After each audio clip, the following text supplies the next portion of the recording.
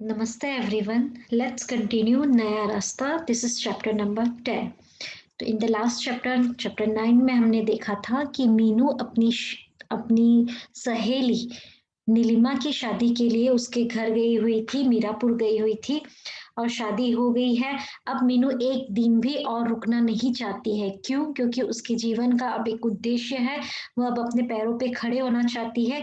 अब उसका एक ही मात्र उद्देश्य है कि वो एक बहुत प्रतिष्ठित और अच्छी वकील बनना चाहती है। इसलिए वो अब वापस अपने हॉस्टल, अपने कॉलेज सॉरी मेरठ आ चुकी है। मेरठ पहुंचने पर मीनू को ज्ञात हुआ कि उसके कॉलेज का वार्षिकोत्सव मनाया जा रहा है। वार्षिकोत्सव, वार्षिक साल, एनुअल एनुअल फंक्शन, उत्सव, एनुअल उत्सव। तो एनुअल फंक्शन मनाया जा रहा है हॉस्टल में। तो अभी चैप्टर नंबर 10 में हम कहाँ हैं? हम मीनू के हॉस्टल पहुंच गए हैं। हॉस्टल में चारों ओर चहल पहल थी, जैसे फेस्टिवल, एक एटमॉस्फियर होता है फेस्टिव टाइम का। सभी लड़कियां अपने अपने रोल के बारे में बता रही थी। रोल, जो नाटक और जिन डांस, जो नृत्य प्रोग्राम्स होते हैं, जो पार्टिसिपेट कर रहे होते हैं, तो सभी लोग अपने अपने रोल के बारे में बात कर रहे थे। तो एक फेस्टिव एटमॉस्फियर होता है, एवरीवन इज वेरी एक्साइटेड, उस तरह का माहौल था। हर तरह के कार्यक्रम, कौन कौन से कार्यक्रम थे? सामूहिक नृत्य, सामूहिक ग्रुप डांस, गीत, सिंगिंग, नाटक, प्ले आदि सभी की तैयारियां चल रही थी। तो मीनू के वापस पहुंचने पर उसके कॉलेज का अ, उसके कॉलेज में किस किस तरह की तैयारियां चल रही थी, किस प्रकार का माहौल था? तो this is the answer. Hostel में मीनू को देखकर उसकी सहेलियों ने, उसकी सारी फ्रेंड्स ने उसे चारों ओर से घेर लिया। क्योंकि वो एक दिन के लिए गई हुई थी और अब वापस आई है, तो उसकी सारी सहेलियों ने उसे चारों ओर से घेर लिया। तो surround she was surrounded by her friends. तो एक बार उसने बातों बातों में माया के सामने कहा था कि उसने कथक नृत्य सीखा है। एक बार उसने, किसने? मीनू ने बातों ही बातों में, माया, याद रखिए माया कौन है? माया उसके हॉस्टल की, उसके कॉलेज की सहेली है। तो माया के सामने कहा था कि उसने Kathak, Kathak is the classical form ना, क्लासिकल डांस, तो कथक नृत्य सीखा है। तो माया को ये बात पता थी कि मीनू को कथक डांस आता है, तो कथक नृत्य आता है। माया ने सहेलियों में यह प्रस्ताव रखा, प्रपोजल रखा कि मीनू का कथक नृत्य वार्षिकोत्सव में कराया जाए। वार्षिकोत्सव मीन्स एनुअल फंक्शन में मीनू की तरफ, मीनू का एक डांस होना चाहिए। तो मीनू का कथक नृत्य वार्षिकोत्सव में कराया जाए। सभी सहेलियों ने इस प्रस्ताव का समर्थन किया, सभी ने इस प्रस्ताव को सपोर्ट किया, समर्थन किया। यद्यपि, मतलब दो, मीनू ने कथक बचपन में सीखा था। उसने बचपन में सीखा था, वो अभी अभी नहीं सीखा है, बहुत समय हो गया है उसने सीखा था। परंतु वह शुरू से ही अपने स्कूल में, वह फिर बड़े होने पर कॉलेज में नृत्य के कार्यक्रम देती रही थी। परंतु पहले बचपन में स्कूल्स में, और जब थोड़ी बड़ी हो गई तो अपने कॉलेज में वह नृत्य के कार्यक्रम देती रहती थी। इसलिए उसे प्रैक्टिस था। इसलिए अभी भी कथक काफी कुशलता पूर्वक, वेरी एफिशिएंटली वो कर लेती है। हमेशा उसने इस नृत्य में पुरस्कार लिए थे। तो यहाँ पे मीनू, पता चलता है कि वो अच्छा गाना भी गाती है, वो बहुमुखी प्रतिभा संपन्न, मल्टी टैलेंटेड पर्सन है। कैरेक्टर स्केच में हमने ये पॉइंट लिखा है। और वो बहुत अच्छी नृत्यांगना भी है, कथक नृत्य भी करती है। जब सब लड़कियों ने उसे घेर लिया तो वो नृत्य करने के लिए मना ना कर सकी। तो वो मना नहीं कर पाई कि मैं नहीं डांस करूंगी, उसको करूंगी करके मानना पड़ा। यद्यपि वह अब इन बातों में विशेष रुचि नहीं रखती थी। मीनू किन बातों में विशेष रुचि नहीं रखती थी? मीनू को अब नृत्य करने में विशेष रुचि नहीं रहती थी। क्यों? क्योंकि उसका सिर्फ एक ध्येय था, एक मंजिल थी। उसका ध्येय, एक गोल था, उसने डिसाइड किया था। उसकी एक मंजिल थी, क्या थी? कि जिस पर पहुंचने के लिए वह विशेष परिश्रम की आवश्यकता थी। उसकी मंजिल क्या थी? उसे वकालत करनी थी, इसलिए उसे पढ़ाई करनी थी, उसने ठान रखा था। इसलिए वह एक्स्ट्रा करिकुलर एक्टिविटीज जैसे कथक वगैरह उसमें वो ज़्यादा इंटरेस्ट नहीं दिखा रही थी। ओके, तो जिस पर पहुंचने के लिए विशेष परिश्रम की आवश्यकता थी, वकालत करने के लिए हार्डवर्क की जरूरत थी। और फिर अब नीलिमा की शादी में भी उसके 3 दिन बेकार हो गए थे। तो 2 पॉइंट्स आर देयर। एक तो उसका विशेष परिश्रम करने की जरूरत थी, उसे वकालत करनी थी, अब वो अपने पैरों पे खड़े होना चाहती थी, एक्सेट्रा। एंड सेकेंड पॉइंट कि नीलिमा की शादी में वो गई थी तो उसके 3 दिन उधर भी बेकार हो गए थे, तो उसकी पढ़ाई का नुकसान हो गया था, इसलिए वो विशेष रुचि नहीं दिखा रही थी। यात्रा की थकान और उसके उसके चेहरे पर स्पष्ट दिखाई दे रही थी, तो टायर्ड थी, वो दिख रहा था। उसने अपना सामान उठाया और अपने कमरे में चली गई। सामान कमरे में रखकर वह पलंग पर लेट गई, पलंग बेड पर। वो अपने रूम, अपने हॉस्टल के रूम में आ गई। लेटे लेटे वह अतीत की स्मृतियों, पास्ट मेमोरीज में खो गई। उसे याद हो आया वह दिन जब उसने शुरू शुरू में कथक सीखा था। अब ये पूरी तरह से फ्लैशबैक बता रहा है। वह बचपन याद कर रही है कि जब उसने कथक सीखना शुरू किया था तब वो कितना एक्साइटेड रहती थी कथक के लिए। कथक में उसे विशेष रुचि थी। कब? जब वो छोटी थी तभी। विशेष रुचि, स्पेशल इंटरेस्ट। परंतु उसके कस्बे, उसके टाउन मीरापुर में कोई कथक सिखाने के लिए कुशल अध्यापक नहीं था, कोई ट्रेन्ड टीचर नहीं था और स्किल्ड प्रोफिशिएंट टीचर नहीं था। उस दिन जब उसे पता चला कि उसके कस्बे में एक कथक नृत्य का स्कूल खुल गया है, तो वह बहुत प्रसन्न हुई थी। वो जो बचपन में कथक के लिए बहुत एक्साइटेड, तो विशेष रुचि रखती थी। This is Ruchi, interest. Okay. सबसे पहले मीनू ही उस स्कूल में पहुंची थी। सबसे पहले मीनू किस स्कूल में पहुंची थी? तो कथक की जो कथक नृत्य की स्कूल में। बाद में और भी नृत्य में रुचि रखने वाले, नृत्य में इंटरेस्टेड और भी लड़कियां स्कूल में एडमिशन ली थी। ये फ्लैशबैक मतलब उसकी स्मृतियों में खोई हुई है, वो याद कर रही है लेटे लेटे बेड पे अपने रूम में। पहले दिन जब गुरुजी ने, कथक टीचर ने नृत्य के लिए पैर चलाने सिखाए, पैर चलाना, दैट लेग मूवमेंट्स, जो किसी भी क्लासिकल डांस में पहले बेसिक तत्काल वगैरह बेसिक कथक की नॉलेज दी जाती है पैर चलाने के लिए। तो उसके पैरों में बहुत दर्द हो गया था। तो फर्स्ट डे जब, तो बहुत पेन हो रहा था उसको उसके पैरों में। फिर भी घर जाने के बाद उसने बहुत देर तक पैर चलाने का अभ्यास किया। फिर भी उसको इतनी विशेष रुचि थी कि फिर भी उसने घर पे प्रैक्टिस की। आशा और रोहित, उसके छोटे भाई बहन, उस समय बहुत छोटे थे। वे बहुत बहुत देर तक मीनू को पैर चलाते देखते रहे, उसको प्रैक्टिस करते हुए देखते रहे। परंतु उन्हें यह समझ ना आता कि ये कैसा नृत्य है जिसमें सिर्फ पैर ही चलाए जाते हैं, हाथ नहीं। तो आशा और रोहित को कथक नृत्य क्यों समझ नहीं आता था? क्योंकि मीनू पैर चलाने का अभ्यास करती थी और उसे समझ में नहीं आता था कि एक ऐसा नृत्य है जिसमें सिर्फ पैर चलाए जाते हैं, हाथ नहीं। अगले दिन, नेक्स्ट डे, जब वो स्कूल गई, कथक नृत्य की स्कूल गई, तो सभी लड़कियों ने तबले की धुन, तबला दैट ड्रम जो बजाते हैं, तबले की धुन पर पैर चलाने शुरू किए। मीनू के पैर ही सही ताल, ताल दैट रिदम, ता थई थई, तो दैट काइंड ऑफ रिदम, उस पे सही ढंग से मीनू के पैर बहुत अच्छे से चल रहे थे क्योंकि उसने प्रैक्टिस की थी। गुरुजी ने दूसरे दिन ही मीनू की बहुत तारीफ की, बहुत प्रशंसा की। हर कार्य में, हर कार्य में मीनू की प्रतिभा मुखरित हो उठती। मुखरित, बहुत, वो बहुत टैलेंटेड थी। हर जो जो काम करती थी उसमें उभर के उसकी उसका टैलेंट दिखाई देता था। वह हर कार्य पूर्ण लगन, डेडिकेशन, पूरे डिवोशन के साथ करती। कथक नृत्य में भी उसने पूर्ण रुचि दिखाई। 2 वर्ष में ही वह इस नृत्य में निपुण हो गई थी। तो विद इन 2 ईयर वो परफेक्टली बहुत अच्छी नृत्यांगना, बहुत अच्छी डांसर बन गई थी। बाद में वह भी स्कूल में निरंतर नृत्य करती रही, जिससे उसका अभ्यास बना रहा और उसके बाद वो रेगुलरली स्कूल में भी प्रैक्टिस करती रहती थी, परफॉर्म करती रहती थी।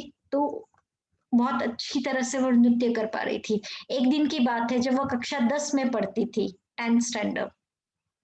उसके स्कूल में वार्षिकोत्सव एनुअल फंक्शन मनाया जा रहा था।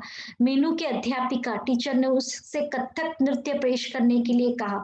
उस समय उसमें कितना उत्साह था, आज उसमें इतना उत्साह नहीं है जब वो वकालत कर रही है। पर जब वो 10th में थी तब वो बहुत ज्यादा एक्साइटेड थी।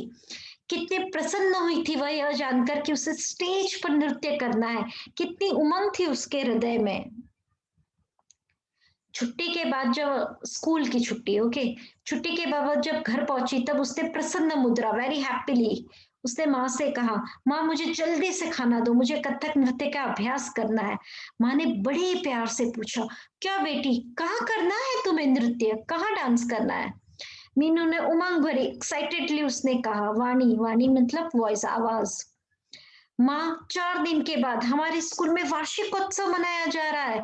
उसमें मुझे कथक नृत्य करने के लिए कहा गया है। ऑब्वियसली 10th में है, स्कूल में स्टेज परफॉर्मेंस देना है, तो बहुत ज्यादा उमंग उत्साह से बात कर रही है।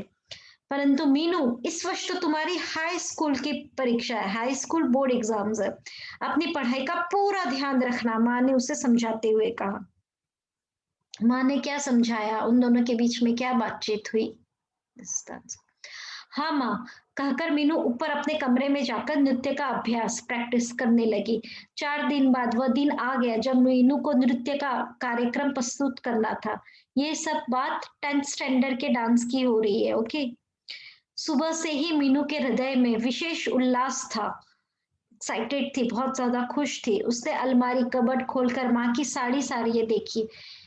जरी के काम वाली हरे रंग की साड़ी उसने पसंद की थी। ओके, तो क्वेश्चंस जब भी पूछेंगे कि जब मीनू अ, अपने नृत्य के लिए कितनी एक्साइटेड थी, कितना उमंग था उसमें, कितनी उल्लासित थी, उसके और उसकी माँ के बीच में जो वार्तालाप हुआ उसके बारे में लिखिए।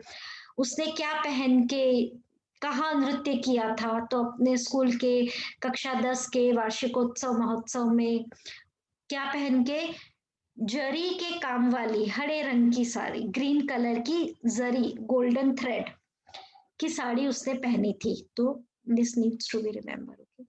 नृत्य के लिए सजी सवरी तैयार हुई मीनू ने अपने को ऊपर से नीचे तक निहारा, देखा। जैसे ही नृत्य का कार्यक्रम प्रस्तुत करने के लिए उसका नाम बोला गया, अनाउंस हुआ उसका नाम कि नेक्स्ट परफॉर्मेंस डन बाय, ऐसे करके उसके हृदय की धड़कन, हार्ट बीट तीव्र हो गई उठी। फिर भी एक उमंग थी उसके हृदय में, बहुत डरी हुई थी, हार्ट बीट्स बढ़ रहे थे। डरी मतलब एक्साइटमेंट था बहुत ज्यादा, पर वो खुश थी। नृत्य करते समय उसके पैरों की ताल, okay, this words just remember, okay, learn कर लीजिए इसको। नृत्य करते समय उसका परफॉर्मेंस, उसका जो उसने नृत्य प्रस्तुत किया था उसके बारे में कहिए। तो नृत्य करते समय उसके पैरों की ताल और हाथों की थिरकन, व्हाट इज दिस? तो क्लासिकल डांस में पैरों की ताल, लेग मूवमेंट्स एंड रिदम, हाथों की थिरकन और जो हैंड मूवमेंट्स होते, वो बहुत रिदम में थे उसके, विशेष तौर पर देखने योग्य थे। मतलब बहुत ग्रेसफुली क्लासिकल डांस किया उसने। अपने नाजुक बदन, वेरी नाजुक सा फ्लेक्सिबल बॉडी जो उसका होता है, बॉडी चाहिए इसमें को, वो हर दिशा में आसानी से मोड़ लेती थी, तो बहुत फ्लेक्सिबल बॉडी थी उसकी। उसका नृत्य समाप्त होने पर पूरा हॉल तालियों की गड़गड़ाहट से, मतलब क्लैपिंग से गूंज उठा था। हर कोई उसके नृत्य की प्रशंसा कर रहा था। Answer, okay. मीनू को उस दिन कितनी प्रसन्नता का अनुभव हो रहा था, बहुत खुश थी वो, अनुभव, एक्सपीरियंस। विशेष प्रसन्नता उसे उस समय महसूस हुई। कब महसूस हुई? नंबर 1, 2 पॉइंट्स है। नंबर 1, वो खुश, ज्यादा विशेष प्रसन्न कब हुई थी? जब मुख्य अतिथि चीफ गेस्ट ने उसे पुरस्कार दिया था और पुरस्कार देते समय उसकी तारीफ की थी, प्रशंसा की थी, और पास ही खड़ी उसकी अध्यापिका ने, उसकी टीचर ने भी मुख्य अतिथि से यह कहा था कि यह लड़की प्रत्येक कार्य में, इन एवरी वर्क, प्रत्येक कार्य में कुशल है, बहुत अच्छे से हर काम करती है, पढ़ाई में भी सदैव, ऑलवेज प्रथम, फर्स्ट आती है। तो number one, and this is, अध्यापिका ने भी तारीफ की। तो जब उसे इनाम मिला, पुरस्कार मिला, तब वह ज्यादा विशेष प्रसन्न हुई थी। और यहाँ पे नृत्य के समय लोगों ने उसकी तारीफ क्यों की, एंड उस समय का जो भी पैरों की ताल और हाथों की थिरकन, यह सुनकर मीनू का हृदय प्रसन्नता से झूम उठा था, बहुत खुश हो गई थी, झूमना, नाचना। घर पहुंचते ही उसने वह पुरस्कार माँ को दिखाया और अत्यधिक एक्सेसिव, उत्तेजित, एक्साइटेड होकर माँ से लिपट गई। अभी तक वो पास्ट मेमोरीज में थी, ओके। अभी वह अतीत की स्मृतियों में ही खोई हुई थी कि कमरे में अचानक कौन आया? माया। माया कौन है? उसकी सहेली। माया ने प्रवेश किया। मीनू को चुपचाप पड़ी देखकर वो उसके पास आई और उसके से शादी की बातें पूछने लगी। किसकी शादी की बातें? माया को पता था कि वो नीलिमा की शादी अटेंड करने के लिए अपने घर गई हुई थी, तो वो उसके बारे में पूछने लगी। माया बोली, कहो मीनू, कैसी रही नीलिमा की शादी? खूब मस्ती हुई होगी शादी में। हाँ, मीनू ने कहते हुए गर्दन हिला दी। गर्दन, यस, नोट किया। आओ बैठो माया, कहते हुए स्वयं पलंग के एक और बैठ गई और माया को बैठने के लिए स्थान दिया, प्लेस दिया। माया कुछ देर मीनू के पास बैठी उससे हंसी मजाक की बातें करती रही। दो फ्रेंड्स बातें कर रही है, और फिर पास में पड़े अपने पलंग पर बैठकर पढ़ने लगी। मीनू की थका, मतलब ये हॉस्टल का रूम है तो ऐसे दो बेड रहते हैं ऐसे से, तो पहले दोनों एक ही जगह पे बात कर रहे थे, फिर मीनू शिफ्ट हो गई अपनी जगह पे और वहां बैठकर पढ़ने लगी। मीनू की थकान भी उतर चुकी थी। उसने पलंग से उठकर अपना मुंह धोया, फेस वॉश किया एंड पढ़ने के लिए बैठ गई। क्यों? क्योंकि वो उसका पहले ही 3 दिन उसके पढ़ाई का नुकसान हो चुका था। 10 दिन के बाद कॉलेज का वार्षिकोत्सव महोत्सव था। वार्षिकोत्सव एनुअल फंक्शन था 10 दिन के बाद। कॉलेज व हॉस्टल दोनों में काफी चहल पहल थी। कॉलेज में भी नाटक व अन्य कार्यक्रमों की तैयारियां चल रही थी, परंतु मीनू में कोई उत्साह नहीं दिखाई दे रहा था। मीनू में कोई वो पहले के जैसा उत्साह, एंथुजियाज्म नहीं था। क्यों? क्योंकि उसे पढ़ाई पे ध्यान देना था। एक दिन माया ने मीनू से कहा, मीनू, कथक का तो तुम्हें काफी अभ्यास होगा, फिर भी एक दो बार तो करके देख ही लो। तो यहाँ मीनू उसकी सहेली है, उसे एक अच्छी एडवाइस दे रही है कि तुम्हें भले बहुत अभ्यास है, बट तुम्हें स्टेज पे परफॉर्म करना है तो तुम्हें एक दो बार अभ्यास, प्रैक्टिस तो कर लेनी चाहिए। तब मीनू को लगा कि नृत्य किए हुए उसे कई महीने हो गए, मैनी मंथ्स, इसलिए 3-4 बार तो नृत्य का अभ्यास कर ही लेना चाहिए, क्योंकि हर कोई तो प्रैक्टिस कर ही रहा था। उस दिन वो थकी हुई थी तो उस दिन उसने नहीं किया। तो कौन सा कारण लिखिए, उसने उस दिन प्रैक्टिस क्यों नहीं की? प्रैक्टिस मतलब अभ्यास।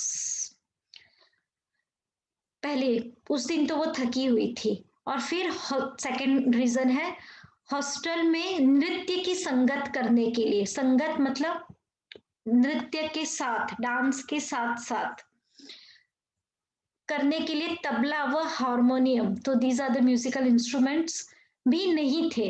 इसलिए उसने निश्चय किया कि कल से वह कॉलेज में ही नृत्य का अभ्यास करेगी। तो हॉस्टल में उसके पास तबला एंड हारमोनियम नहीं था, म्यूजिकल इंस्ट्रूमेंट, और उसके साथ उसको प्रैक्टिस करनी थी।